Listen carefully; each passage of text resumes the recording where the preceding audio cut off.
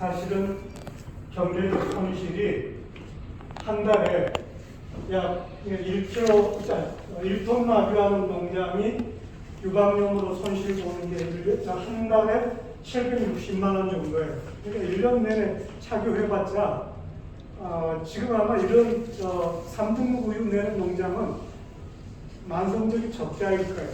근데 요거는 옛날 손실구이인데 유방염으로 유약감도 가장 많았다고 하는데 손실액으로 따지면은 판매 가치 감소예요. 그러니까 1등급 우유에서 2등급으로 떨어지면 거의 운유 가격이 거의 2분의 1 정도밖에 안 되죠. 3등급 되면 이거는 그 이하로 떨어지기 때문에 3등급의 우유를 생산하는 농장은 문 닫아야 되는 농장이에요. 그래서 유방염 때문에 문을 닫아야 되는 상황이라면 이건 수의사가 개입해서 관리를 해줘야 되는 농장이거든요. 그리고 수의사가 정성스럽게 관리한다면 6개월 이내에 거의 1등급 우유로 20만 원 떨어뜨릴 수 있을 거예요. 그런데 어느 농장도 이걸 요구하는 농장이 없고 수의사가 유방염 관리를 해주고 있는 수의사가 없어요. 그러니까 우리나라의 수의사들이 어떻게 보면은 자기 역할들을 직업적으로 자기 역할을 제대로 하고 있느냐 한번 생각해 볼 필요가 있고 또 이 파주 연천지역은 상당히 유질이 그래도 좋은 편이어서 그 3등 우유를 지속적으로 생산하는 농장은 별로 없을 거예요. 그리고 실제는 노파도에 문제가 안 되는 게 뭐냐면 부분 착유해가지고 유방염 걸린 거 빼버리죠. 그 농민들이 지금 유방염 걸려서 채색도 높은 우유를 납유하면 더 손해라는 걸 다 알아요. 그래서 그 채색도 높은 분방은 다 그냥 빼서 부분 착유해서 납유하니까 유질이 좋게 나오는 거죠. 평균치가. 그래서 어떤 지금 이런 3등 우유 생산하는 목장은 반드시 수의사가 유질 관리를 해줘야 되는 거죠. 그래서 이제 제가 6개 저희가 조사한 농장들을 보면 이 농장은 채색도 20만 정도 나와요. 그런데 서울위에 유기농 납품하는 목장입니다. 그러니까 서울위가 저희가 조사할 때 유기농 납품하는 농장이 5개가 있다고 하더라고요. 근데 그 중에 이제 하나인데 채색도 20만 나오는 목장은 황색 포도상국이 일반적으로 나오지 않았어요. 과거에. 나오지 않았는데, 그러니까 저희가 유방염 농민들을 유방염 교육을 과거에 한 30년, 한 40년 전부터 많이 시켰잖아요. 80년대, 90년대. 그때 차츰차츰 나아지면서 농장에서 황색 포도나무균이 스타필코스 오레우스가 계속 제거돼 왔었어요. 근데 이 농장 보니까 지금 그 앞에 한편농장 지어놨는데 황색 포도나무균이 주종이에요. 그러니까 유기농 우유 생산한다고 좋은 우유 생산하는 목장이고 그런데 이 채색포는 황색 포도상국이 나오면 일반적으로 30만이 넘거든요. 그러니까 채색포가 30만이 넘는 목장은 주로 황색 포도상국이 주종이라고 생각하시면 돼.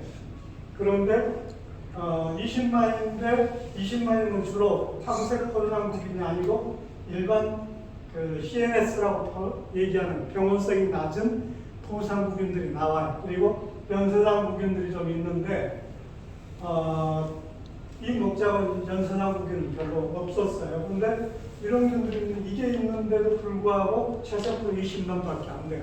그러니까 뭐냐 이게 부분 착유한다는 얘기예요. 그러니까 채색도 높은 것들은 따로 그냥 송아지 주는 거죠. 납유는 안 하고. 근데 두수별 감염률은 60%예요. 그러니까 옛날에 80년대, 그리고 지금으로부터 40년 수준보다 더 나빠진 거예요. 감염률로 보면. 그리고 분방 감염률 25, 27%. 이거 아주 40년 전으로 후퇴했는데, 자, 유기농 우유의 이제 문제점은 뭐냐? 항생제를 못 쓰는 거죠. 항생제를 쓸 수 없도록 돼 있으니까 소독으로 철저히 관리해야 되는데 이 유방암 세균들은 소독을 통해서 제거할 수 있어요. 소독이 엉터리였던 거예요. 소독약 써요. 매일 소독하고 유두침 소독하는데도 그게 다 잘못된 거예요. 그러니까 그게 지도가 이제 그동안 못됐던 게 어떻게 보면 수의사들이 업무적으로 지금 이제 제대로 관리 못한 게 문제이고, 또 문제는 뭐냐, 베타 연산균이라고 제가 풀이했는데 스트랩토코커스 아갈레아피아예요. 이거는 소독제나 항생제에 아주 민감해요. 그래서 소독 잘하는 목장들은 이게 목장에서 사라져요. 그래서 이게 1990년대부터 되면은 우리나라 목장에서 이 균이 나오진 않았어요. 소독을 잘 했다는 얘기죠. 그러니까 제일 먼저 없어지는 거예요. 그러니까 어떤 농장에서 조사했는데 스트랩토코커스 아갈레아피아가 나온다. 그러면 그 집은 소독이 효과가 나타나지 않는다는 거예요. 소독약 써도. 그러니까 그런 데 문제점이 있었어요. 다음 목장은 체세포 5만 미만이에요. 그런데 이 목장은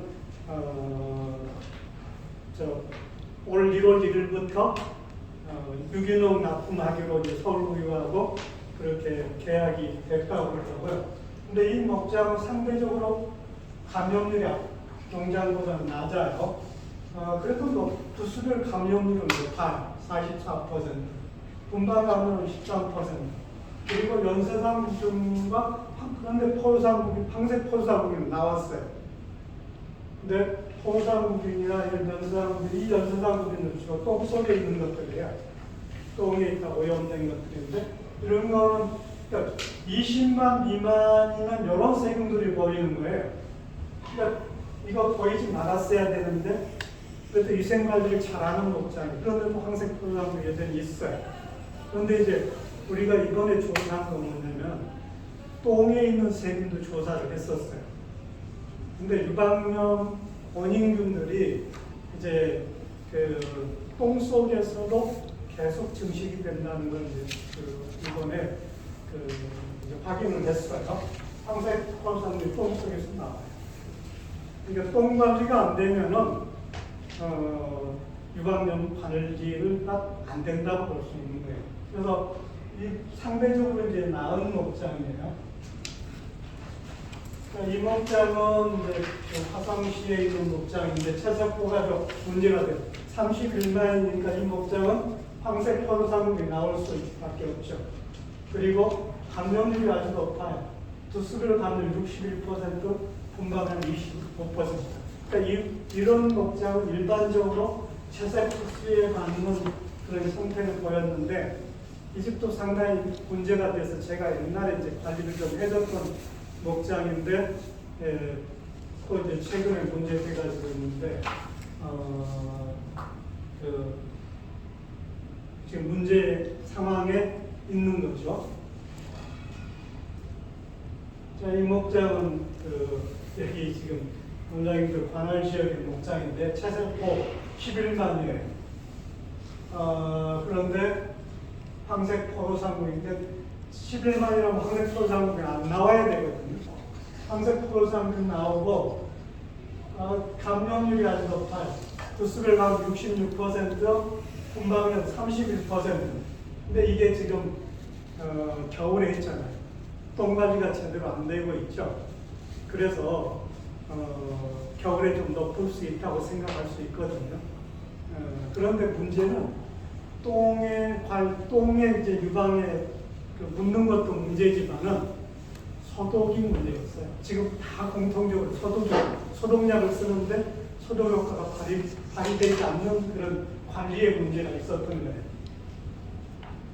자, 여기도 전에 제가 한 3년 전인가 퇴직하기 전에 유방염 치료 시험을 이 지역에서 한 적이 있거든요. 그때 포유상균이 문제됐던 목장이거든요. 근데 여전히 황색 포유상균이 엄청 나와요. 체세포는 10만이에요. 그러니까 이런 균 나오지 않았어야 되는 건데 체세포 수준으로인데 나오고 있어요. 여전히. 근데 똥을 조사해 보니까 이 황색 포유상균 똥에 나와요. 그리고 두수별 감정률도 52%, 분방률 20%. 이것도 3년 전에 포상구빈이 문제됐던 목장인데요. 채석도 11만이에요. 역시 황색 포상구빈이 나오고 또 놀라운 거 보면 콜레박테리움이 나와요.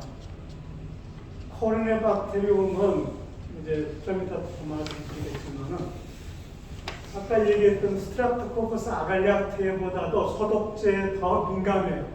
그러니까 목장에서 가장 먼저 이제 소독을 하게 되면 가장 먼저 사라지는 세균인데 이게 이 목장에서 나오는 거예요. 그러니까 이 목장 소독 다 하는 거예요. 유충류 소독도 하고 그러는데 다 효과를 제대로 발휘하고 있지 못한 거예요.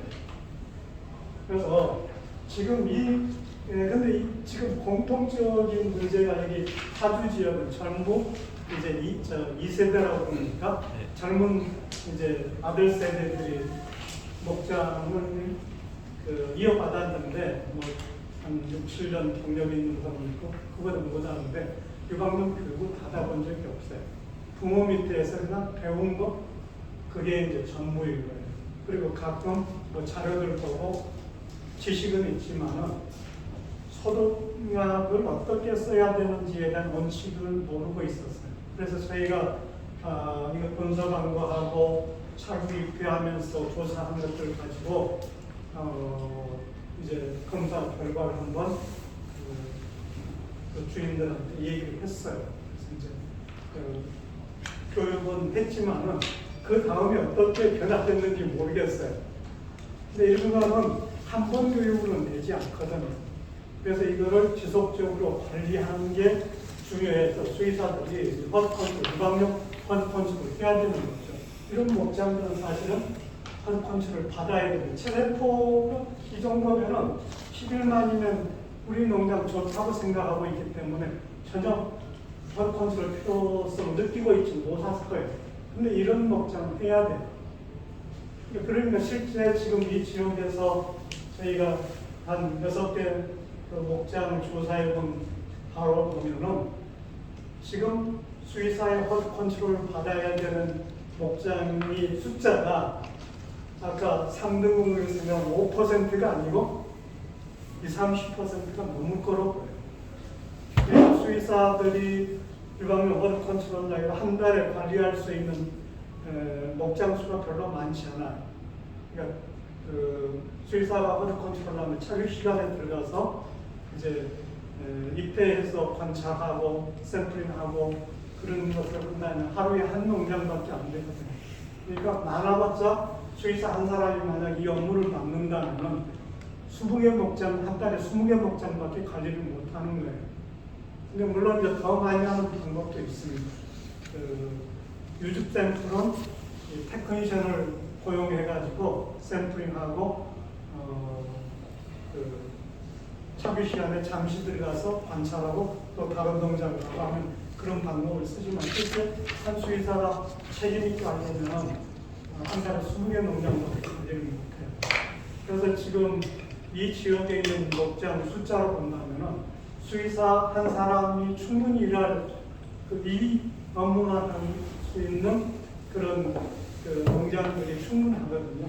그리고 수의사가 수입을 올릴 수도 있고요. 미국의 경우를 보니까 수의사가 들어가서 나올 때까지 하는 시간으로 분담으로 계산해가지고 진료비를 받거든요. 그런데 한 시간에 한 500불 정도 받더라고요. 그러니까 그거는 컨설팅 비용인 거고 이제 유습 샘플링하고 세균병하고 하는 데는 그건 별도예요. 그러니까 우리나라로 따지면 수의사 컨설팅 비용 50만 원, 검사 비용 한 50만 원, 100만 원 정도 들어야 돼요. 아까 3등급이 생산하는 목장의 한 달 손실이 760만 원이었으니까 수의사한테 100만 원 내는 게 큰 게 아니잖아요.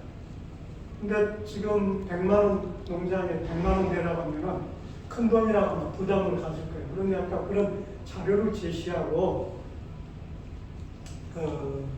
공유한다면 아마 받아들일 수 있다고 생각합니다. 그래서 이제 다시 이제 현 상황을 어떻게 지금 관리해야 될 건지에 대해서 간략히 말씀드리면, 유방염은 99%가 유두로 세균이 침투해가지고 유방에 감염을 일으키는 거죠.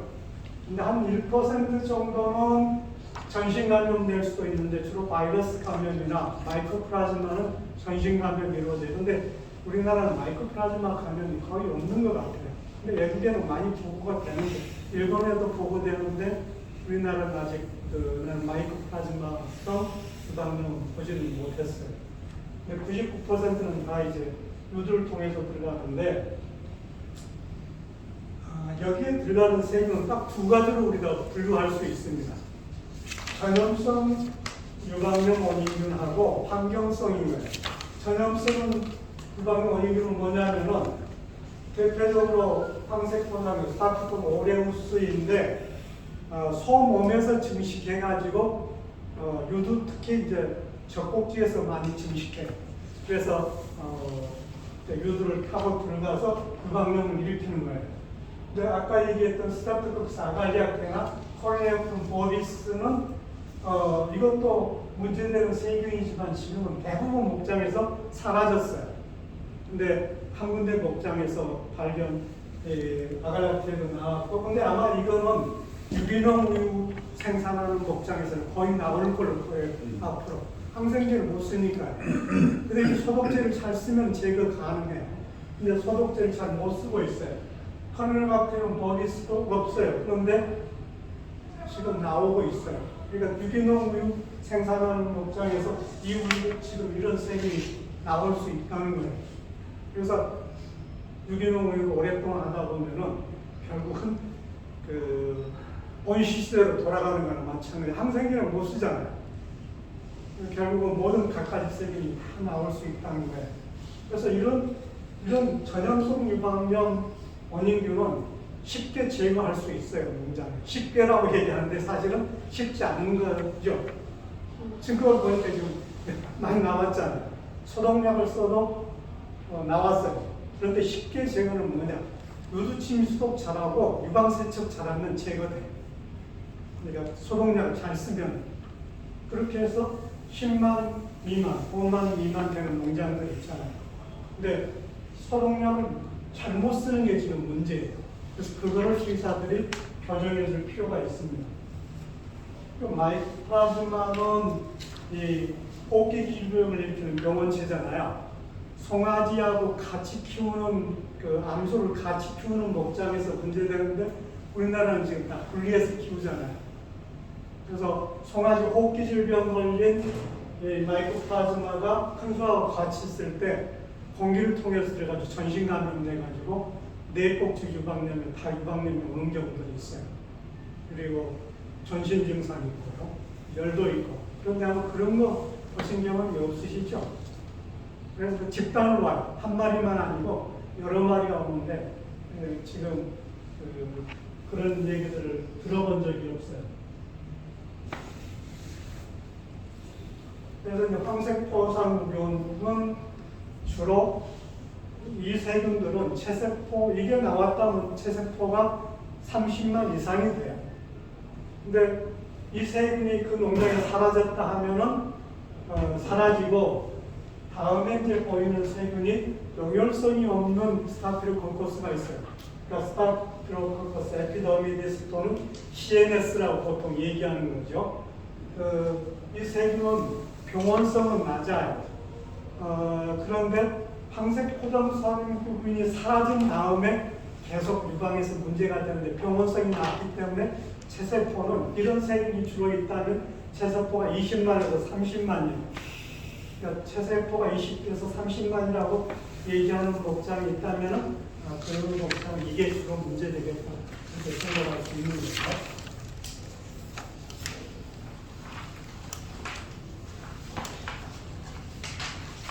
이게 이제 스트레프토코커스 아갈리아카인데 이제 거의 지금 우리나라에 사라졌다고 생각했는데 이제 다시 등장하고 있어요.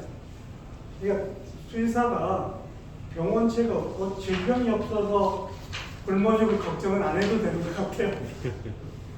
계속 과거에 문제됐던 게 사육 방식이 바뀌니까 또 문제되는 거예요. 그런데 이게 지금 이번에 저희가 똥도 같이 조사했더니 주로 이거는 소 몸에서 겉에서 증식하는 걸로 알아듣는 전염병 병원치 알아듣는 똥에서 나와요. 그러니까 지금 유방염이 세균이 잘 제거되지 않는 이유는 똥에서 이 세균들이 증식해서 안전하게 증식하고 있어서 계속 소 몸에 똥이 묻어 있잖아요. 계속 공급해주고 있기 때문에 이 세균이 쉽게 제거되지 않는 거예요. 그래서 똥에서부터 제거가 필요하다라는 걸 이번에 느꼈어요. 그래서 지금 그 다음 단계 이제 저희는 그 연구를 할 생각입니다. 그래서 이제 이런 전염성 유방염 병원체에서 생기는 유방염은 실제 유방염이 걸려도 유방이 붓고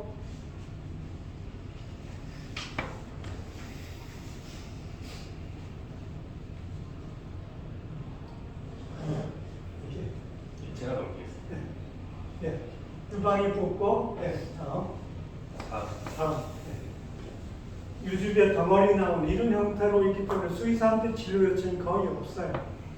그냥 농가에서 항생 연구사다가 치료하고 또 이 지역은 뭐 감성 시험해가지고 그 결과 이용하는데 치료 효과가 좋든 나쁘든 간에 수의사한테 연락하는 경우 거의 없습니다. 전신 증상이 없으니까. 그래서 수의사 돈벌이 안 되는 거죠. 그러니까 수의사도 방치시키는 거예요. 근데 이런 세균이 있는 목장은 근원적으로 감염 단계를 차단해주지 않으면 영구적으로 가는 거예요. 다음에. 그래서 환경성 유방염 원인균은 뭐냐? 환경에서 증식하는 균인데 대표적인 게 똥 속에 있는 장내 세균이에요. 그러니까 대장균이 대표적이죠. 그리고 대장균의 똥에는 크레브시아나 엔테로박터라는 이 세균이 있어요. 똥의 정상 노멀 플로라이. 근데 이게 이제 유방에 기회 감염되는 거죠. 그러니까 착육 끝나고 똥에 주저앉으면은 이게 이제 유방으로 이제 들어가서 증식해서 급성 유방염을 일으키는 겁니다. 그런데 또 그뿐만 아니라 스트랩토코커스도 있어요. 스트랩토코커스 유베리스, 피칼리스, 피시엄 말대로 똥에 있는 그 스트랩토코커스예요. 이거는 병원성은 낮아요. 그래서 급성 유방염을 일으키지 않지만은 똥에 오염된 이 유방들에서 침투해가지고 만성 유방염이 일으키는데 체세포는 높지 않아요. 그러니까 20만 가까운 부분에 있는 집에는 이런 똥 관리가 잘 안 되는 데는 이런 세균이 나와요. 그리고 이제 슈도모나스에도 이제 문제가 될 수 있는데 이거는 이 환경 내에 있어요. 그러니까 그 목장에 고인물을 보면은 푸른색 같이 이끼 낀 것 같이 보이는 게 있죠. 그게 이끼기보다는 슈도모나스예요. 그러니까 이런 그 목장에 물고 여름철에 더우면 소들이 물 있는데 주저앉잖아요. 그러면 여기에 들어갈 수 있어요. 그래서 이제 여름철에 급성 유방염이 왔을 때 이게 이콜라이나 슈도모나스를 구별할 필요가 있어요. 근데 이콜라이는 대체 치료가 수의사가 치료하면 잘 돼요. 슈도모나스에 의한 경우는 치료해서 전신 증상이 회복돼도 우유가 거의 나오질 않아요. 그래서 속 버리는 거죠. 그래서 어쨌든 이 똥 관리가 중요한데요. 이번에 저희가 조사해 보니까 스타피로코커스들이 똥 속에 있어요. 그래서 똥이 계속 유방에 묻게 되면 이 스타피로코커스들이 계속 이제 유방염 원인 처리 하나의 공급원이 될 수 있는 거죠. 이게 스타피로코커스 유베리스라는 세균인데요. 아주 작게 자라는 녹색 콜oni인데 증식이 느리기 때문에 유방염도 그렇게 심하게 걸리지 않아요. 그래서 증상도 거의 없이 그냥 체세포만 한 20만 정도를 높이는 그런 세균입니다.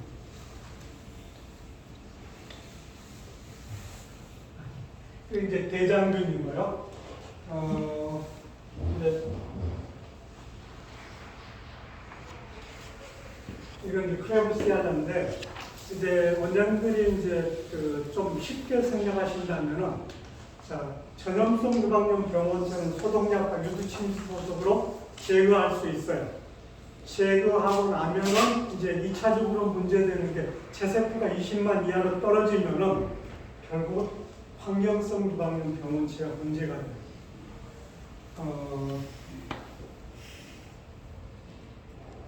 이게 녹농균이거든요.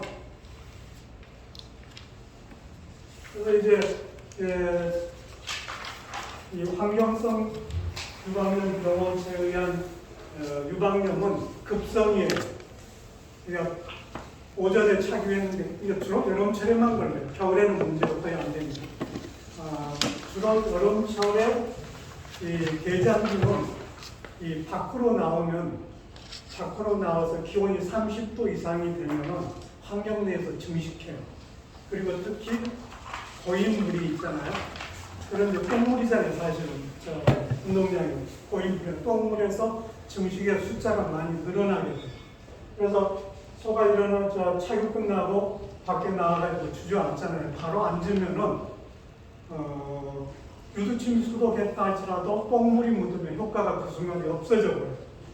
그때 이제 세균이 유방으로 들어가서 증식하는데 이 대장균은 25분마다 1개에서 2개로 늘어나고 25분마다 또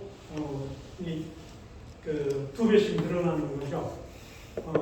그래서 8시간 정도면 지나면은 급성 유방염을 일으킬 정도의 대장균이 증식하게 됩니다. 그래서 아침에 정상적으로 착유했는데 저녁 때 착유할 때 안 들어와요. 몰고 들어와요. 착유하는데 우유가 안 나와요. 평소에 우유가 대체로 많이 나오는 소들입니다. 분만하고 나서 한 2주 이상 지나는 소들, 유량이 많은 소들, 그리고 유방염이 없는 소들이 이제 걸리게 돼요. 그래서 착유해보면은, 그러니까 몸에 열이 있고, 우유빛 색깔이 안 나오고, 혈장 색깔이에요. 이 혈장 색깔 맑은 물만 나오게 돼요. 그리고 실제 짜보면은 전체 우유 한 번에 한 20-30kg 나오는 소들도 5kg 미만 조금밖에 안 나오고, 대충 한 꼭지만 이런 세 꼭지는 정상 우유가 나오고 한 꼭지만 이게 나와요.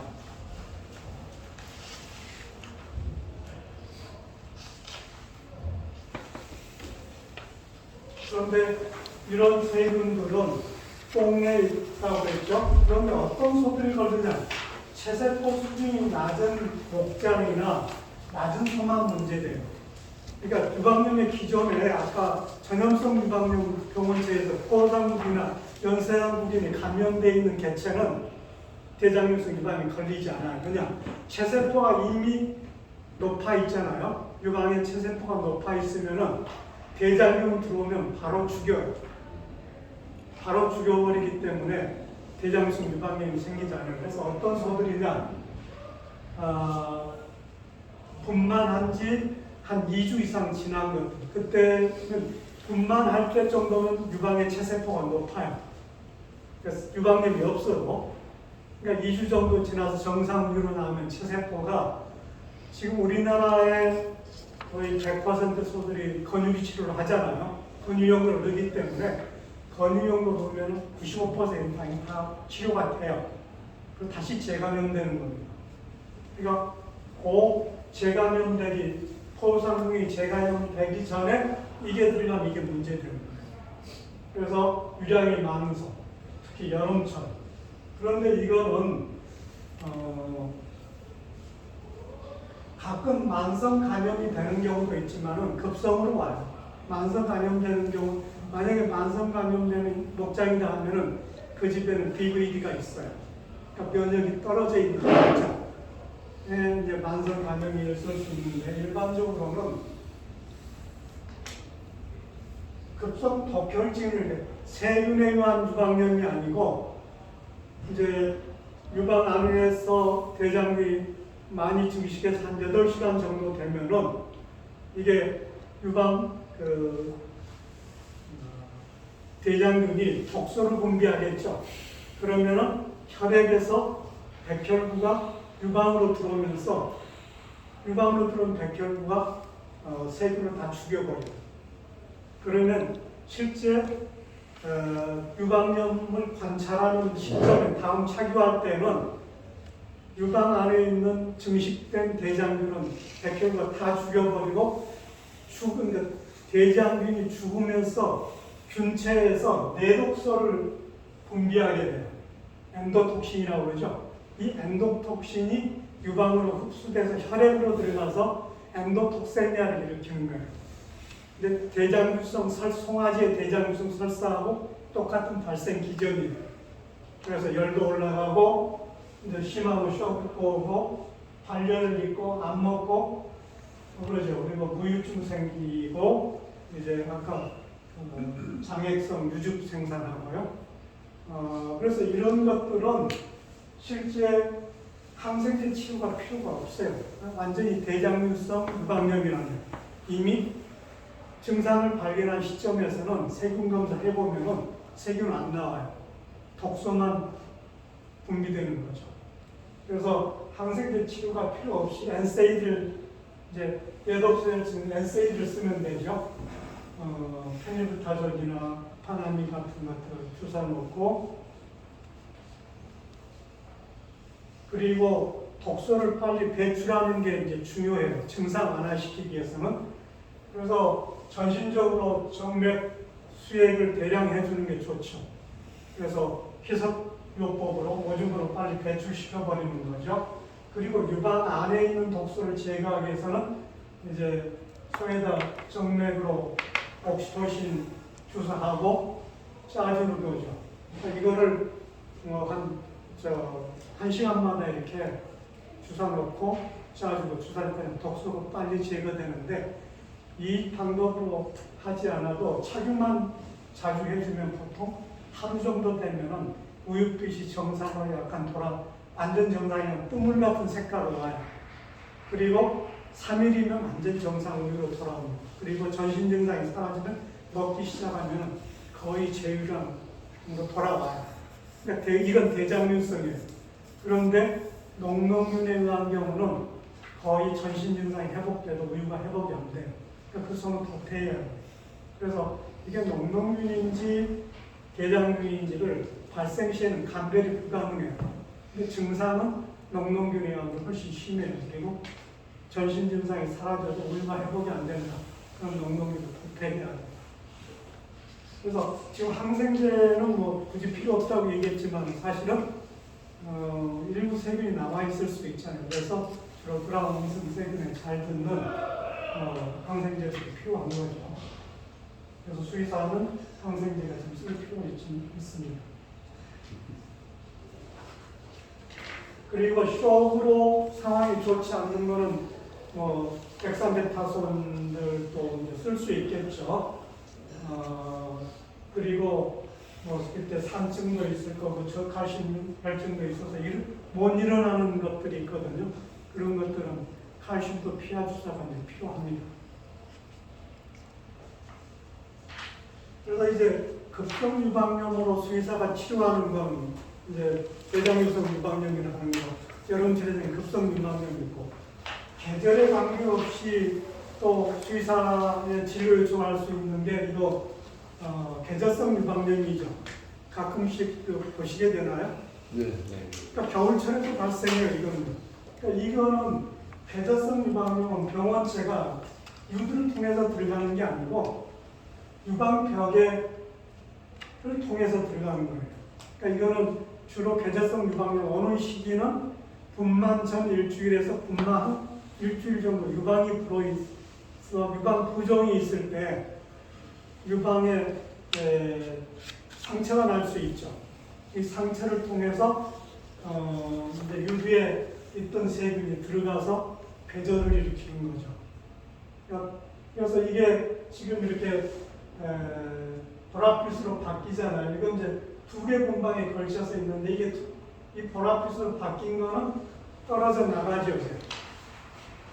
전신적인 비용도 못 일어날 수도 있고 또 전신 증상이 체온도 높고 먹지도 않고 그럴 거예요. 치료하면 먹을 수 있어요. 포상국이니까 항생제, 포상물 적합한 항생제 쓰면은 전신 증상 보존될 수 있어요. 근데 문제는 이게 회복기에 이 개저된 부위가 떨어져 나가죠. 그러니까 한 분방 떨어져 나가면 나머지 세 개 분방이 있으니까 75% 기능이 있으면 나중에 나머지 꼭지에서 더 우위가 생산되는 경제성이 있죠. 근데 두 분방에 걸쳐서 이렇게 생기는 거는 회복돼봤자 50% 기능밖에 남지 않기 때문에 경제성이 없는 거죠. 이건 사실 치료할 필요가 없는 거예요. 도태권장이어야 되는 거죠. 그래서 이 두 가지 유형일 거예요. 근데 이 궤재성 유방염은 겨울에도 걸릴 수도 있고 여름에도 걸릴 수 있는 거니까요. 고려해야 되는데 그 외에 급성 유방염들이 바로 이 바실러스 세로우스라는 거에 의해서 토양에 있는 세균들에 의해서 과거에 있었을 것 같아요. 우리나라 땅에다 방목시킬 때. 근데 요즘은 건물 내에서만 키우다 보니까 그런 세균과 접촉할 기회들이 거의 없어서 지금은 이 두 가지 유형의 그러니까 내장유선 급성 유방염과 스타필로오레우스에 의한 궤재성 유방염 이 두 가지가 수의사의 치료 대상인 걸로 보입니다. 이제 궤재 떨어져 나가는 거고요. 자, 그래서 이제 수의사가 앞으로 이런 이제 국내 현실적으로 몇 개 목장만 조사해봤지만 더 많은 목장들이 지금 문제가 되고 있을 걸로 보이거든요. 그러니까 서울우유조합의 전반적으로 지금 문제가 뭐냐면은 차규천 유두침지 소독을 합니다. 근데 그게 전형적으로 잘못됐어요. 그래서 이제 수의사가 화학건축, 유방염 화학건축을 해야 될 목장들이 체세포가 높은 25번, 35번 넘은 것만 아니라 더 많은 목장들이 관리 대상이 될 거기 때문에 수의사가 관리해야 된다고 지금 보거든요. 그래서 미국에서 이 관리 목표가 뭐냐면 1차적으로는 체세포 20만 미만 1등급 우유를 만드는 게 이제 목표이죠. 그런데 고품질 우유는 체세포 10만 미만이에요. 그러니까 이거는 별 차이는 없어요. 관리 방법은 똑같아요. 얼마나 더 철저하게 관리를 시키냐에 달려있는 거거든요. 그래서 여러 지표들이 있어요. 임상형 유방염이 주당 발생률이 올 3%라든가. 그러니까 이런 걸 목표를 두고 하는데 이런 목표는 사실은 1년만 수의사가 잘 관리하면은 그 목장들은 다 해결이 돼요. 근데 이걸 안 하고 있다는 게 문제인 거거든요. 그래서 이제 우리가 이제 주로 관리하는 게 뭐냐? 유방 세척하는 거. 모든 목장 다 하고 있죠. 유두침 유소독, 차기 전, 차기 후, 서울유조합들이 거의 다 해요. 나는. 그리고 비우기 치료 다 하죠. 건조기 치료, 또 차기위 관리, 또 감염 상태 확인을 안 하죠. 이제 주기적으로. 겉에 예방접종, 이거 많이 하고 있어요. 하고 있는데도 왜 이 모양이냐? 이거 제대로 못하고 있다는 얘기죠. 그러니까 제대로 수의사들이 이걸 해야 된다는 얘기죠.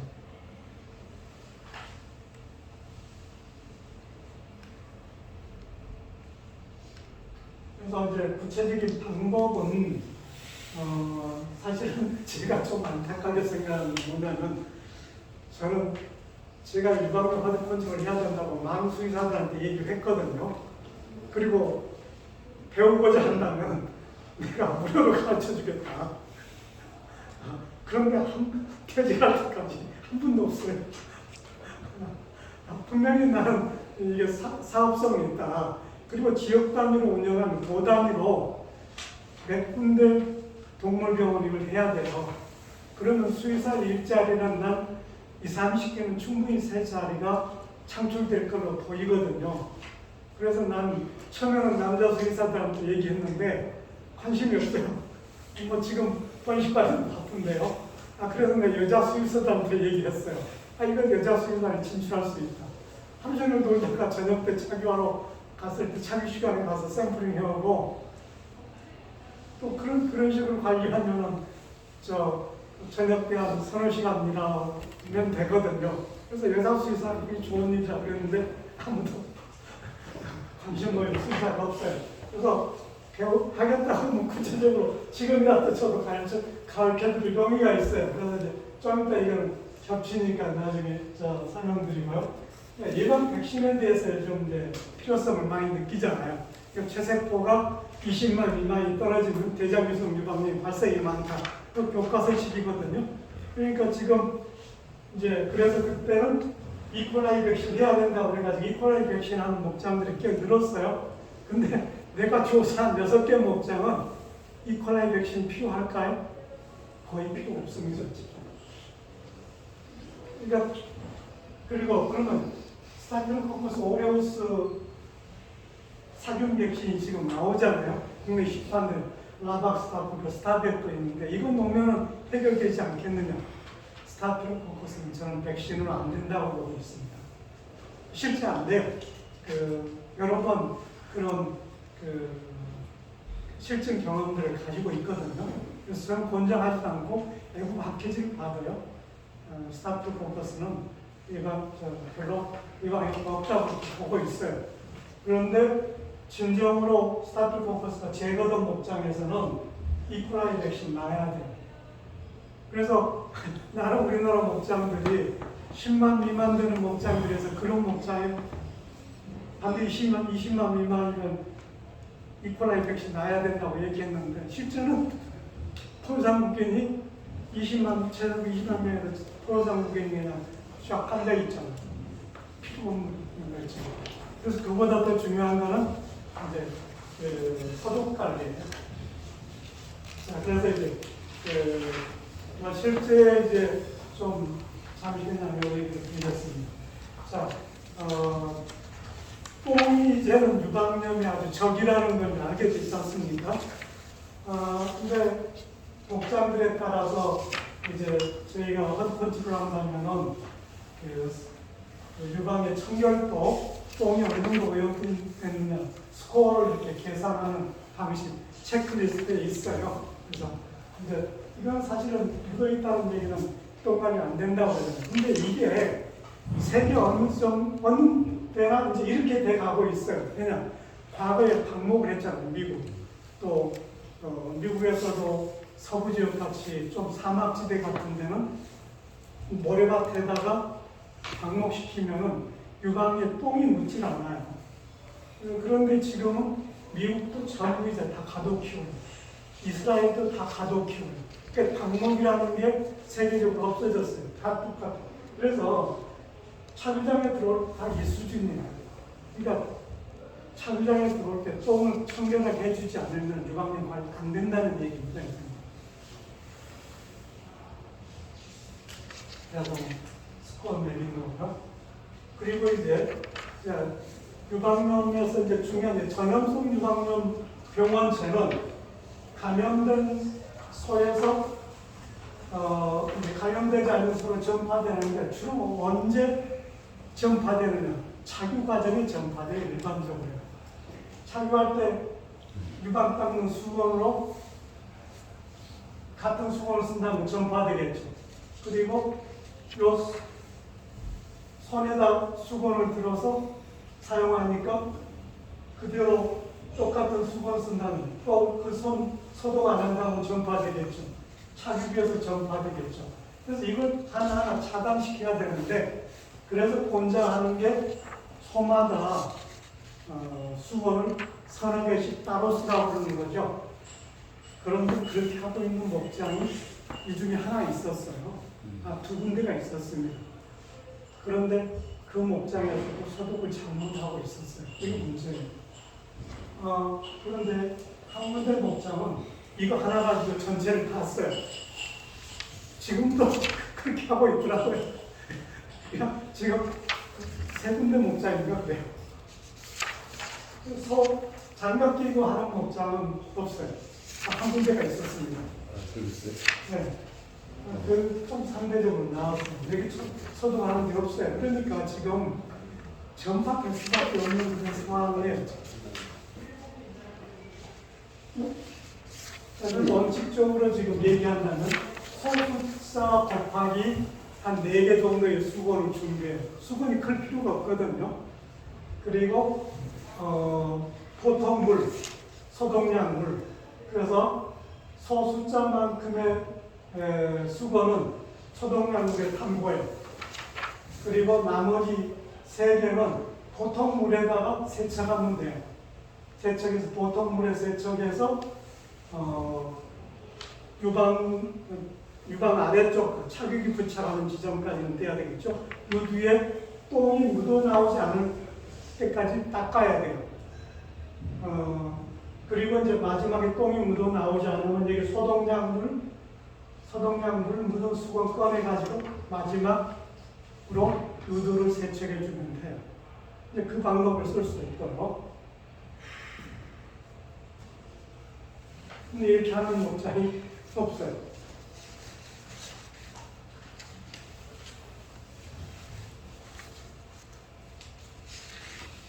그래서 사실은 유방 세척할 때는 수건에 똥이 묻어나지 않을 때까지 이제 해야 되는 거고요. 그래서 원칙적으로는 유두 주변에 오물이 하나도 없어야 되죠. 그게 이제 원칙인데 이게 지켜지는 목장이 거의 없어요. 대부분 저희가 이제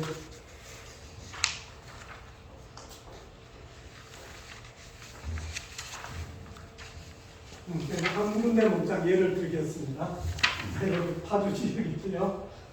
소독약 한 통하고 아그리 세트를 하나 탔더라고요. 20리터가 되죠 이게. 그리고 수건 하나 딱 집어넣었어요. 그래서 이 물 가지고 소가 들어오면은 똥이 잠깐 묻어 있겠죠 유두에. 이 물을 소독약 물로 전체를 그렇게 소독을 이 물로 하더라고요. 그리고 나서 이 수건 꺼내 가지고 유방 닦아요. 그러니까 이렇게 이제 묻혔죠. 그러니까 이거는 나중에 찍은 건데 유방 닦았어요. 그리고 수건에 이렇게 똥이 묻어놨죠. 이걸 물로 빨아요. 그리고 다시 여기다 집어넣어요. 어떻게 됐을까요? 요 순간에 이 소독약 성분이 효과가 없어졌다고 봐요. 소독약 물에 오물이 들어가면은 오물하고 반응해가지고 발생산소 발생하거나 뭐 그래가지고 소독효과가 없어져 버리는 거예요. 그러니까 이 집에는 첫 번째 소독했을 때 요 소독약으로 이제 요거에다 담아가지고 젖꼭지 묻혀서 소독에 차비전 유두침이 소독했어요. 소독 효과 있을까요? 이미 똥에 접촉했잖아요. 소독 효과 아무것도 없어요. 그러니까 이 집 소는 첫 번에서부터 마지막 소까지 소독 효과는 하나도 없는 거예요. 그리고 요거 떼낀 거 있죠. 이렇게 떼끼어 있으면 소독약 깨끗한 거 담아봤자 이미 소독효과 감퇴되는 거예요. 그러니까 소독의 효과는 소독의 농도하고 시간이거든요. 그러니까 농도가 낮으면 시간을 길게 해서 소독을 발휘할 수 있어요. 그런데 이미 오물 묻었으니까 소독 농도가 떨어져 버린 겁니다. 소독해봤자 효과가 없다는 얘기죠. 그런데다가 똥 묻은 유두에다가 이걸 했으니까 효과 기대할 수 없는 거고요.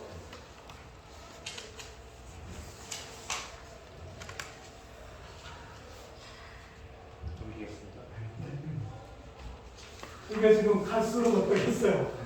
닦아서 또 반복으로 계속 다음수하고 물로 씻고 집어넣고 하니까 갈수록 똥물이 짙어지죠. 그게 시작할 때 아그레시브 변화해가지고 계속 그걸 쓰는 겁니다. 그렇죠. 그러니까 이걸 어디서 배웠냐? 나중에 이게 그렇게. 그러니까 이 집은 성약 썼어도 아무 소리 없고요. 그래서 이제 저 유두 세척 끝나고 우리가 이제 우유 받기 위해서 유두를 닦거든요. 소독하는데 알콜솜이 이렇게 손마다 다 묻어 나와요. 그러니까 이 집의 우유는 똥이 우유에 몇십 그램 들어갔을 거예요. 몇백 그램 들어갔을지는 모르겠어요.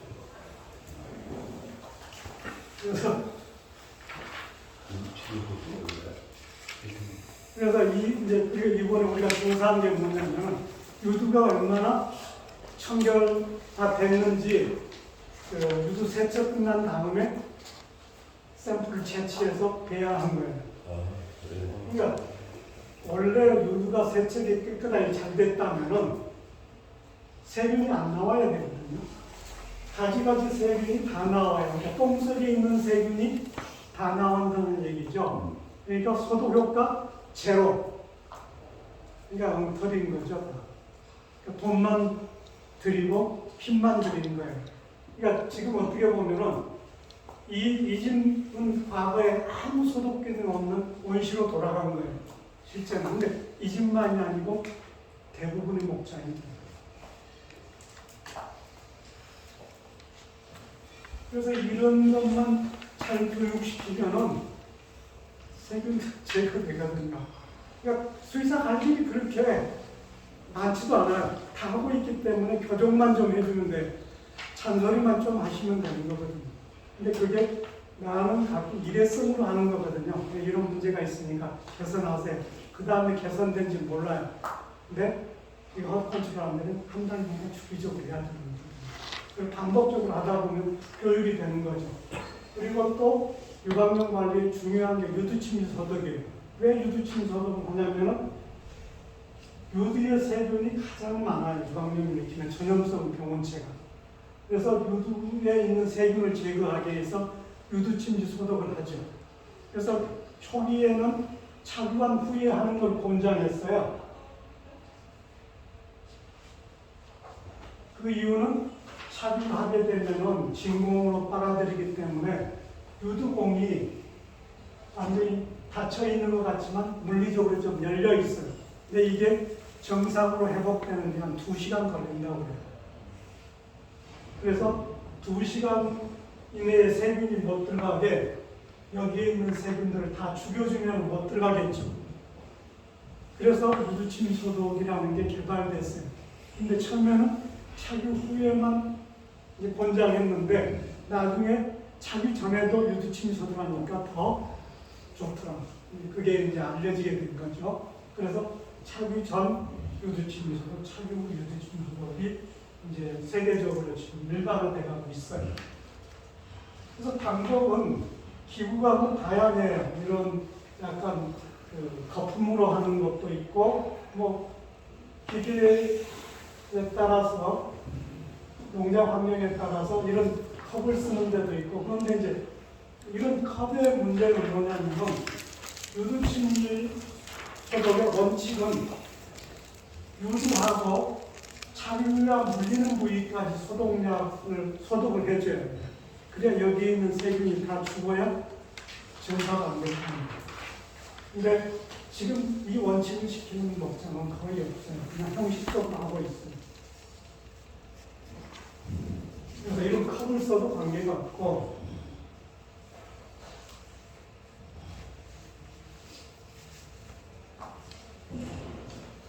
스프레이. 스프레이가 가장 이상적이긴 해요. 근데 이거는 아래에서 위로 뿌리잖아요. 그러면 유두뿐만 아니라 유방이 아래까지 뿌려지니까 범위가 넓어서 이상적이에요. 그런데 이제 목장에서 꺼리는 이유 중에 하나는 이게 그 소독약이 많이 들어가요. 비용이 좀 많이 들어갈 수 있죠. 그런데 이걸 하는 목장의 실행 방법의 문제는 뭐냐?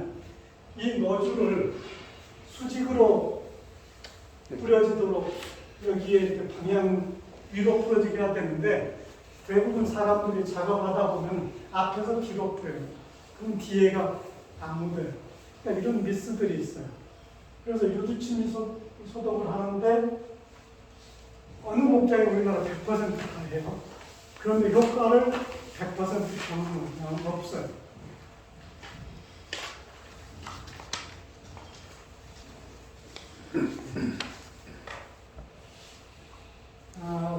지금 이제 여러 마리 유두침 소독하다 보면 똥가루들이 떨어져 들어간 거죠. 소독 효과 떨어질 걸로 예측이 되는 거죠. 이 그림은 어떤 유두침지 전역 회사가 홍보한 그림이에요. 이게 전형적으로 잘못된 그림이에요.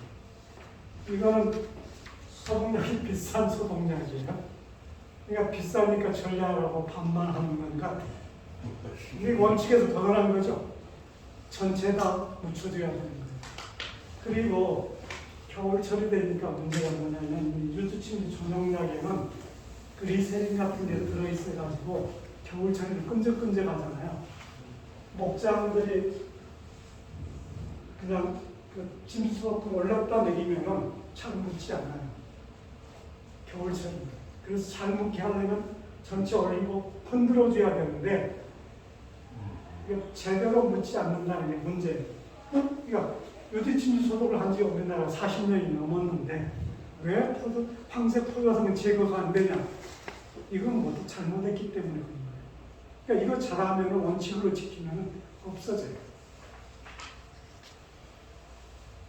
근데 지금 그런 그 옛날에 유방용 교육 받던 축주들 1세대 분들은 은퇴하고 그 자식이 물러받아가지고 요즘은 목장에서 유방용 다 알 거라고 생각하고 소울이 좋아져서 유방용 교육도 안 시키죠. 그럼 실제는 자세히 모르는 거예요. 그냥 한 형식만 하죠. 그냥 이거로 수의사들이 교정해 주는 거예요. 그러니까 어려울 것도 별로 없다고 보거든요. 근데 이제 그 농가들을 좀 설득해서 그냥 이제 커뮤니티 치료 다 하고 있잖아요. 건유용을 넣는 이제 그 이유가 유방염의 발생이 가장 많은 시기가 건유 초기거든요. 그래서 새로 생긴 유방염을 예방하기 위해서 건유용으로 넣기도 하고 기존에 있는 유방염 식은염이든 기존에 있는 유방염을 거의 100% 가까이 치료해줘요. 포상국, 연수상 보기엔 다 죽입니다.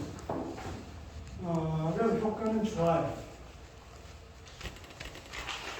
그래서 100%다 하고 있죠. 근데 지금 최근에 이제 TCD라는 게 이제 농장들에서 이제 홍보돼서 쓰고 있잖아요.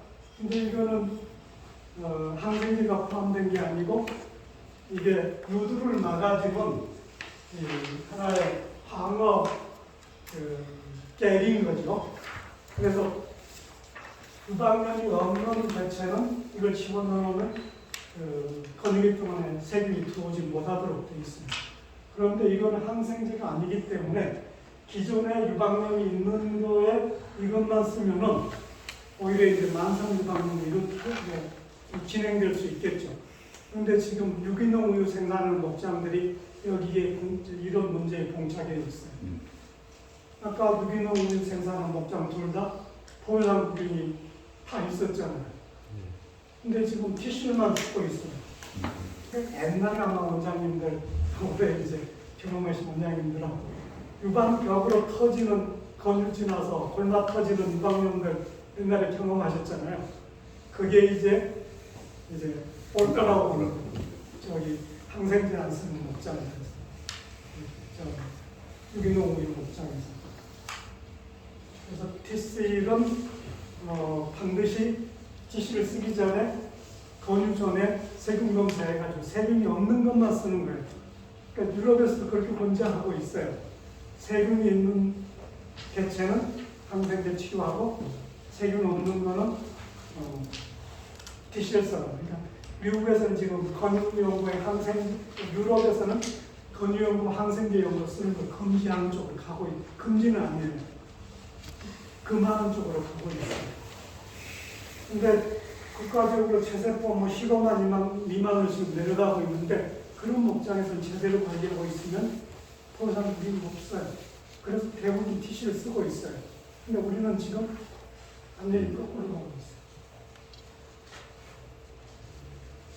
그래서 차별이 관리 뭐 이거 중요하죠. 근데 이게 서구의료학에서 과거에 그 서비스 해줬잖아요. 지금도 하고 있죠. 그래서 그거는 뭐 굳이 문제가 있다고 생각되는 수의사가 의뢰해서 하면 되거든요. 그리고 소독 제대로 됐는지, 부품 제대로 교체하는지, 그리고 운동장 청결 상태, 이거 뭐 쉬운 문제는 아니죠. 그리고 물 고이는 데들, 뭐 이런 거. 그렇게 해서 이제 일반 허브 컨트롤을 하면은 이게 옛날에 1970년대 영국에서 한 연구에 이렇게 3년 해보니까 분방 감염률은 20% 정도로 떨어져, 소 감염률은 두수 감염 20% 떨어지고 분방 감염률은 10% 이하로 떨어져요. 그러니까 이렇게 되면 체세포는 20만 미만으로 떨어지는 거거든요. 근데 우리나라에 이게 안 되고 있어요. 지금 체세포는 떨어졌어요. 근데 세균은 그대로 있고 분방 감염률,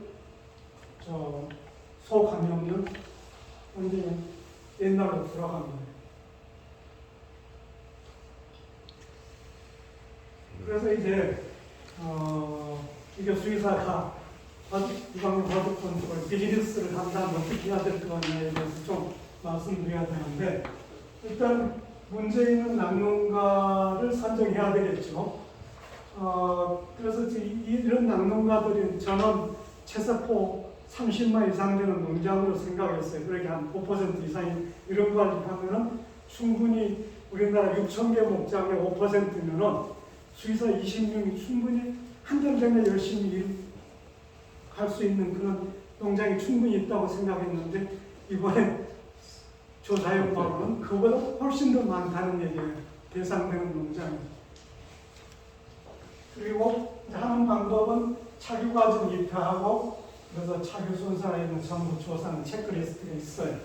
그리고 유집 그날 차규하면서도 다 유집 채취해서 세균 검사해가지고 아까 세균 검사 결과 나온 거 가지고 이제 개선점을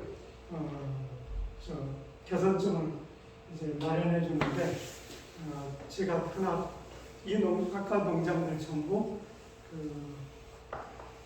농민들하고 개선점을 이제 얘기를 했어요. 근데 제가 그거 드리고 할 테니까 한번 개선됐는지 한번 물어보세요. 어떻게 하고 있는지. 그래서 이거를 이제 주기적으로 이제 모니터링을 하는데 이 주기적이라는 게 한 달에 한 번씩 수의사가 재방문해야 돼요. 그래서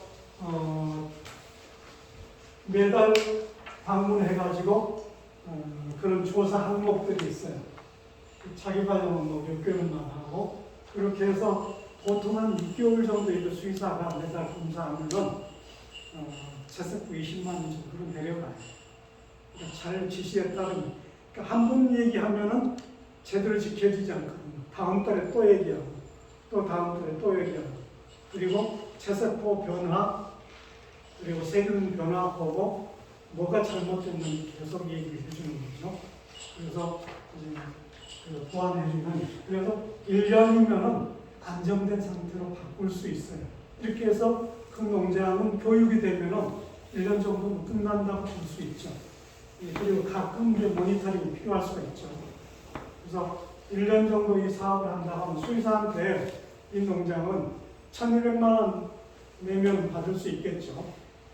그런데 그 이득은 뭐 몇천만 원이었잖아요.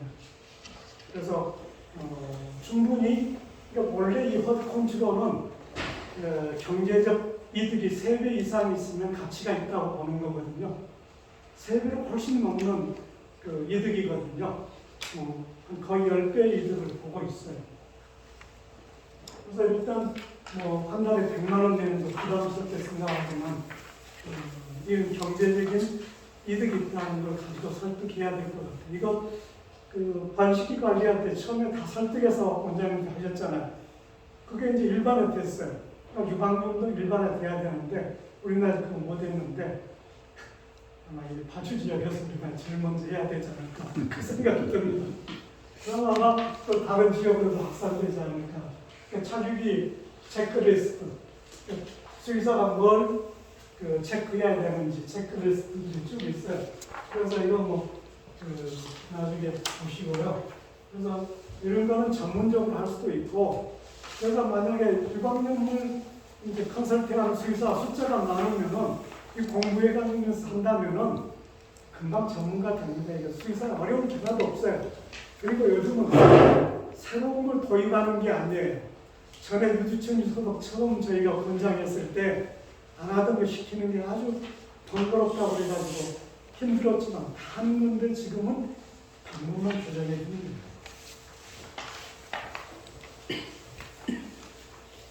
그래서 이제 저희가 그 조사한 걸 정리를 좀 해보면 뭐냐면 찰구구간 산옥의 수분을 사용하는 목장이 소수라는 거예요.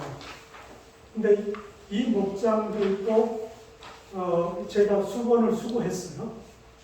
수거했더니 찰구하고 세척한 수건은 이제 소독으로 세척하거든요. 세균이 없어요. 그런데 그 다음 단계가 문제인 거예요. 소독약에다 한 통에다 집어넣고 쓰고 놓고 하는 거니까 효과가 없어진 거예요. 그래서 이거가 절대적으로 필요합니다. 산업에 하는 거. 그리고 이제 유두에 오물이 남아있는 거는 목장 거의 100%가 오물이 남아있고 모든 소가 남아있는 건 아니에요. 소 중에도 깨끗한 소가 있고 지저분한 소 있잖아요. 그러니까 거의 올 겨울에는 한 50% 이상의 소가 오물이 있었어요. 똥이 남아 있었다는 거죠. 그리고 유두에 유방에 물 뿌리는 스프레이 하는 농장은 대부분 유방벽에 물이 남아 있어가지고 차기 중에 흘러내는 그게 다 오염수가 되는 거죠. 그리고 이게 제일 문제라고 봐야죠. 차기 전 유두 침지가 전형적으로 잘못돼가지고 너무 신뢰하고 있는 거예요. 그러니까 젖꼭지에 똥이 있는데 거기다 소독약을 묻혀서 세균을 죽였다고 생각하고 있는 오류예요. 전형적인 오류. 그리고 차기전 유두침 소독약도 종류가 다양하게 쓰고 있는데 원칙이 안 맞아요. 차기전 유두침 소독약은 잔류해서는 안 되거든요. 그래서 세계적으로 권장하는 게 베타딘이에요. 근데 그 차기 후에 하는 것보다 5분의 1의 농도를 써요. 그러니까 0.1% 요도프로 이제 베타딘을 쓰도록 하는데 이거 하는 농장이 없어요. 그러니까 다 지금 원칙에 안 맞아요. 그래서 한 농장이 그 얘기 하더라고요. 베타딘을 써야 된다고 했더니 요드가 문제되지 않느냐. 유럽에서 미국에서 요드를 금지한다고 하더라. 근데 문제가 안 돼요. 금지한 나라는 없어요. 근데 우리나라의 우유를 제가 요드 조사를 했어요. 그런데 외국 수준보다는 오히려 낮아요. 지금 어떻게 보면 베타딘을 소독제를 별로 안 쓰고 있다고 볼 수도 있는 거죠. 그래서 시판되는 우유를 수거해가지고 했는데 문제 없어요. 그래서 이게 저희가 이스라엘 가서 이거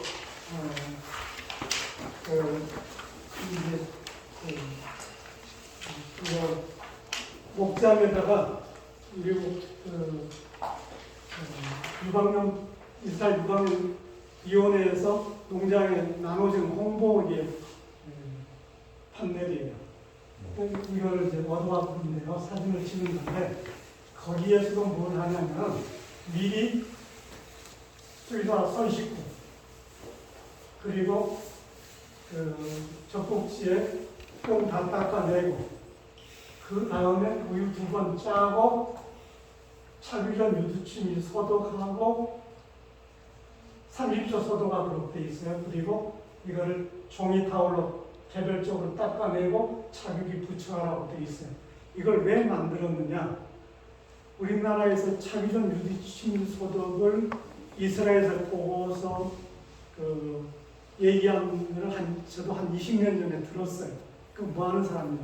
TMR 배우로 영향한 사람이 이스라엘 갔더니 그때 그렇게 했다고 그래가지고 충청도에 어디 가니까 그렇게 하고 있더라고요. 그런데 그 방법은 안 된다고 합니다. 그 농장들 얘기했습니다. 여러 군데 그 뒤에 그 얘기를 했어요. 안 된다고 하면 이스라엘은 그때 방목시켰거든요. 그 시절에.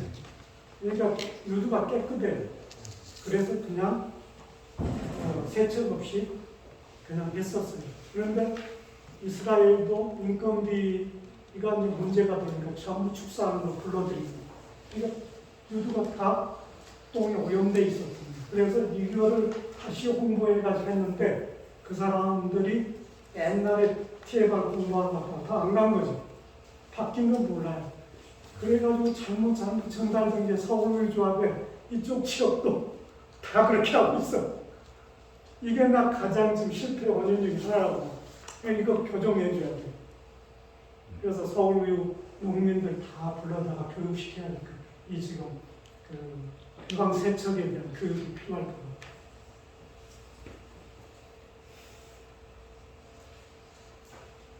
그리고 착육이 부착하는 시간이 너무 빠르거나 늦거나 보통 유방 세척 하기 시작해가지고 1분 만에 착육이 되는 게 가장 이상적이라고 보거든요. 그래서 밀크 렛다운이라는 첫 내린다고 그러죠. 밀크 렛다운이 되려면 1분 정도 걸려야 돼요. 그때 착유를 하면 대부분 5분 이내에 끝나요. 한 하루에 60kg 나오는 소들도 한 번에 50kg 나오는 소들도 5분에서 6분이면 끝나요. 그래서 이게 잘못되어 있어요. 그래서 착유 과정이 잘못됐느냐를 알아보는 방법은 락토 코드로 기록하는 거예요. 소유자에서 전에 서비스 해줬거든요. 그러면 이제 이걸로 하면은 뭐가 문제인지 다 분석이 돼요. 그래서 이걸 교정해주면 되고요.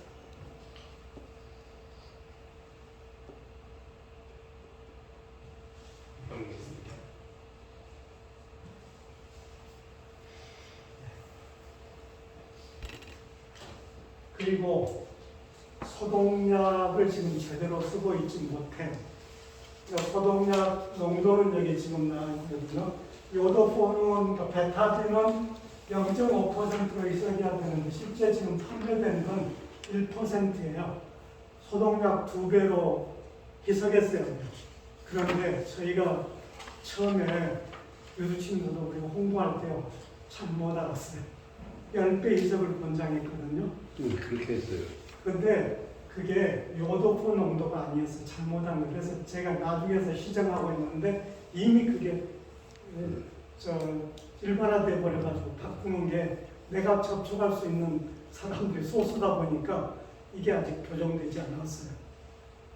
근데 2배 이상하면 소독약들이 많아지거든요. 그러니까 물이 파서 해야 되는데 이게 전용 소독약값 들어가더라고요. 근데 비용이 많이 든다는 거죠. 옛날에도 소독약값 들어가는 거 맨 처음에 그거 불평이었는데요. 근데 효과는 좋습니다.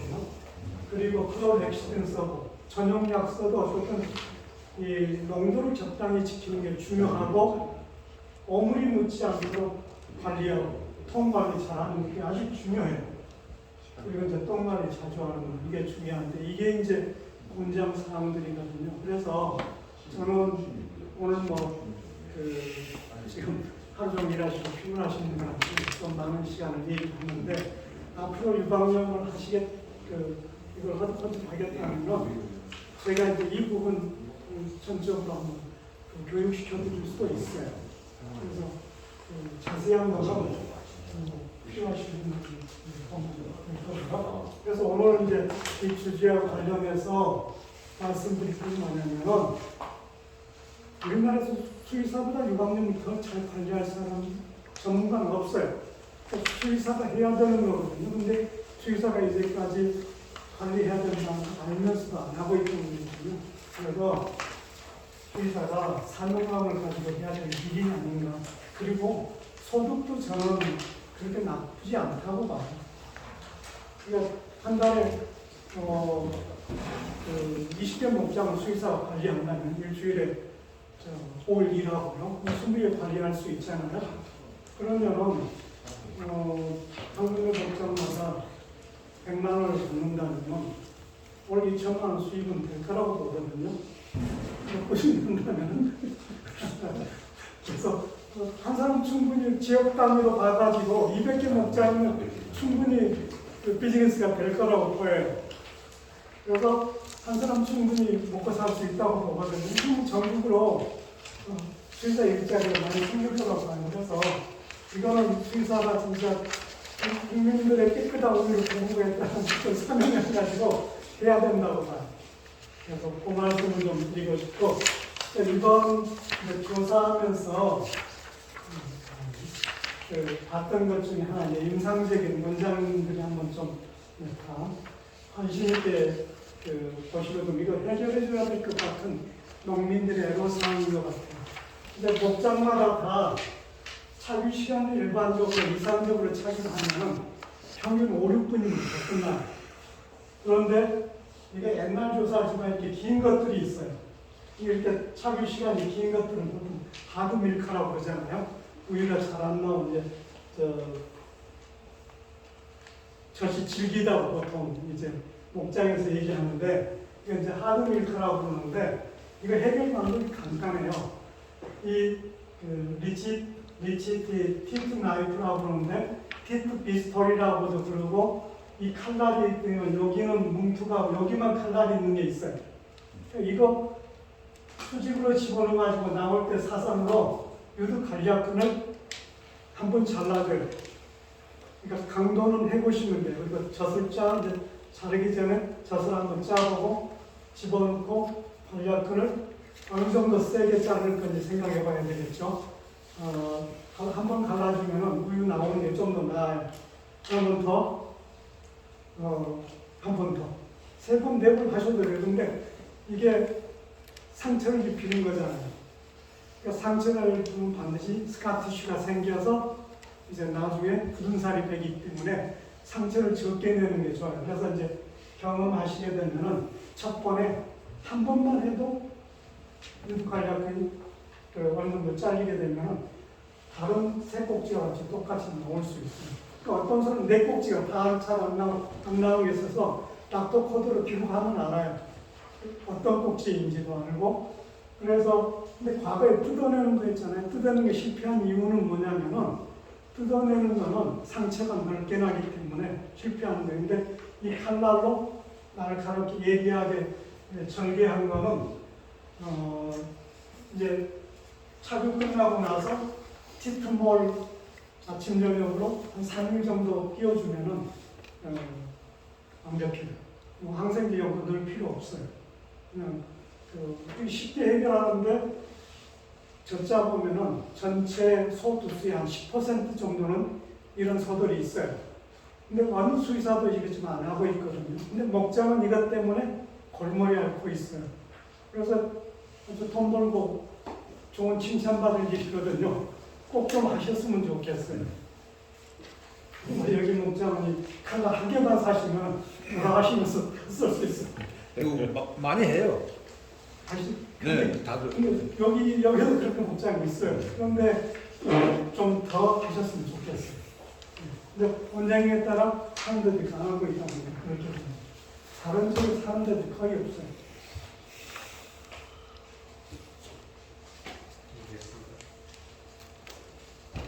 그리고 착유 과정, 이제 이론적인 얘기인데,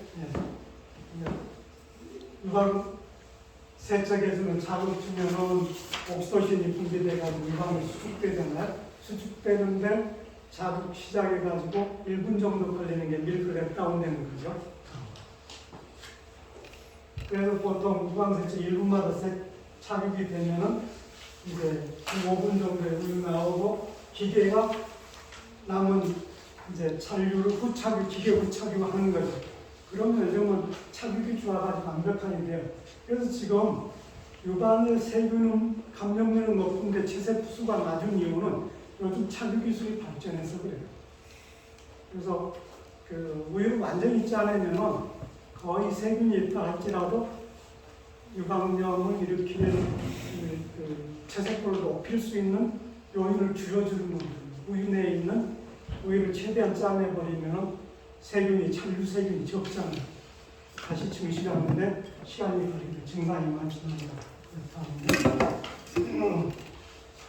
그래서 락토코도도 끓이면은 거의 분당 5kg 정도 나와요. 요게 이제 락토코도 다음.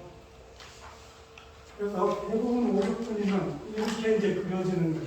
4kg 나온 건데 잘 나온 포도는 5kg. 네,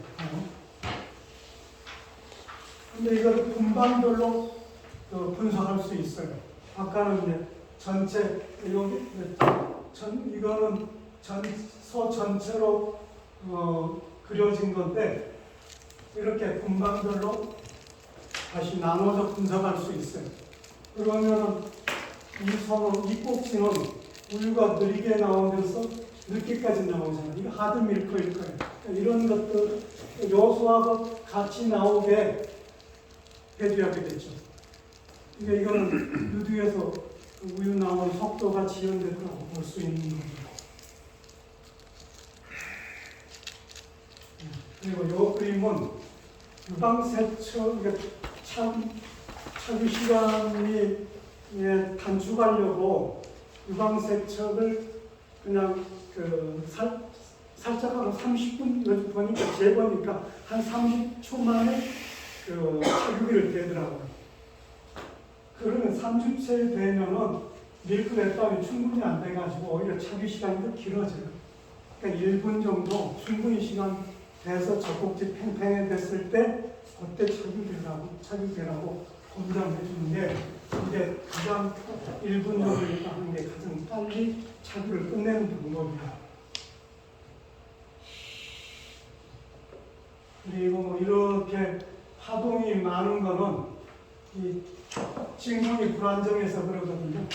그러니까 가끔 착유량이 오면 착유하면서 칙칙 공기가 빨려 들어가는 소리 나는 경우 그런 거라든지 착유기 뺄 때 이제 이런 파동이 하나씩 생길 수 있거든요. 그래서 착유기 뗄 때 공기가 최소한 들어가게 그런 이제 구조들이 필요하거든요. 이게 착유기 떨어진 거고요. 이거는 이제 착유를 너무 오랫동안 물린 거예요. 과잉 착유한 거예요. 이렇게 장기간 우유가 안 나오는데 장기간 착유하다 보면은 어떤 목장들은 젖꼭지가 이렇게 돌출되어 있는 목장들이 있죠. 이거는 진공압이 높았든지 착유 시간이 길었든지 그게 문제예요. 그래서 이런 것들은 이제 교정해줘야 되는 거죠. 그래서 이런 게 기술적으로 수의사분들이 공부할 게 별로 없어요. 다 상식적으로 제가 만약에 시간이 많아서 말씀을 다 이해할 수 있는 것들이거든요. 그래서 이런 것들만 농민들한테 교육을 시킨다면 새로운 노력을 많이 안 하셔도 이 분야에 일자리가 개척될 수 있다고 보입니다. 네, 오늘 제 말씀 여기 마치고 질문 있으면 질문 해주시죠. 요번에 서베이 하신 것 중에서 전침지를 전부 아그리셉트로 아니에요. 전용 노란약 요새 침지약을 배탈들이 안 쓰는 이유가 네. 싼 거 같거든. 네. 그게 안 써요. 비싼 거. 네, 효과 검증이 지금 필요하거든요.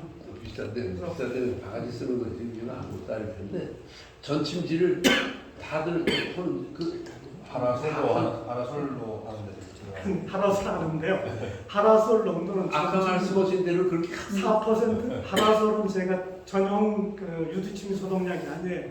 그냥 소독약인데 만약에 소독 효과를 보려면 4%를 써야 되는데 한 군데가 하라솔로 하는데 바켓스 하나에 하라솔 한 뚜껑 10ml를 넣었어요. 400ml를 넣어야 돼요. 10리터에. 그래야 4%거든요. 이게 아닌 거예요. 그러니까 소독 농도와 시간인데 농도가 지금 다 안 맞아요. 네. 근데 그 집들이 다 진짜 뭐 10만 이렇다고 20만 원 더. 그런 것도 꽤 버리는 집에 그렇지 않습니다. 버리지 않고 그렇게 나와. 근데 아까 스테고레우스가 주로 있는 데들은 보통 그런 것들은 아예 그냥 딱 짜서 송아지에 붙인다 아, 그러면 또 냉각기는 안 들어간대요. 소리. 네, 그렇죠. 그럼 아까 그 전침지나 후침지 할 때 아이오다이드 자체가 사실은 그 스테고레우스 타겟으로 이제 쓰는 소독약이죠. 그렇죠. 근데 사실은 이제 가격적으로 이제 농도를 맞추면 많이 들어갈 것 같은데 여기 말씀하신 많이 들어가지 않아요, 사실. 파라솔로 그게 혹시 대체가 가능한가요? 하라솔은요 피부 자극이 많은 게 문제예요. 그래서 전용 소독약은 아니에요. 효과는 아이오다이드보다는 좀 떨어진다고. 근데 하라솔 옛날에 초기에는 권장을 했었는데 피부 자극이 있어서 별로 바람직하지 않고 저는 사실은 베타딘도 괜찮지만은 크롬헥시딘 있죠. 네. 그게 좋다고 봐요. 특히 겨울철에는 베타딘은 피부가 갈라지거든요. 요도는 피부를 거칠게 해서. 그래서 겨울철에는 크롬헥시딘 0.5% 쓰면 되는데 베타딘보다 싼 것 같아요. 크롬헥시딘이. 우리나라에서는 코로나 헥사딘이 망했어요. 네. 왜 그러냐 했더니 베타딘은 치료면 뭐 소독약 같은 게 못 있는데 헥사딘을 해놓으면 항문증 만동하다. 그래서 그건 나쁘다. 이렇게 인식이 돼 있어요 지금. 한동안 그게 나왔었는데 그래서 지금 소독약도 뭐 종류는 다양한 걸 쓸 수 있지만은 유효 농도에 맞게 써야 되고 그리고 농민들이 지금 선택하는 게 유명회사 제품들이 아닌 모방 제품들을 일반적으로 쓰더라고요. 근데 그게 과연 효과가 처음에 나온 그래서 권장 농도에 달하는지 모르겠어요. 네. 그래서 그것도 사실은 시험을 한번 해봐야 될 것 아니 같아요. 그 선생님 해놓으신 거 보고 짐작이 가는 거예요. 베타딘에다가 겨울철에 오일 같은 재료들을 많이 희석해서 쓰고 수가 그럴 필요 없어요. 근데 그걸 섞으면 오히려 소독력이 떨어질 수 있어요. 그러니까 이미 상품화되어 있는 거를 선택했어야 되고 필요가 있어요. 거기다 추가로 뭘 첨가하면은 이제 농도의 변화가 생겨서 우리가 소독 효과를 일반적으로 권장하는 그 농도에 도달하지 못할 수 있어요. 근데 지금 목장에서는 착유 시간을 단축시키는데 관심이 많으니까 충분히 소독하지 않는 게 문제예요. 지금. 그러니까 착유 전 유두침 소독하는데 30초 기다리라고 이제 얘기하는 것만 착유 전 유두침 소독약은 농도가 낮으니까 시간을 30초 기다려줘야 되는 거예요.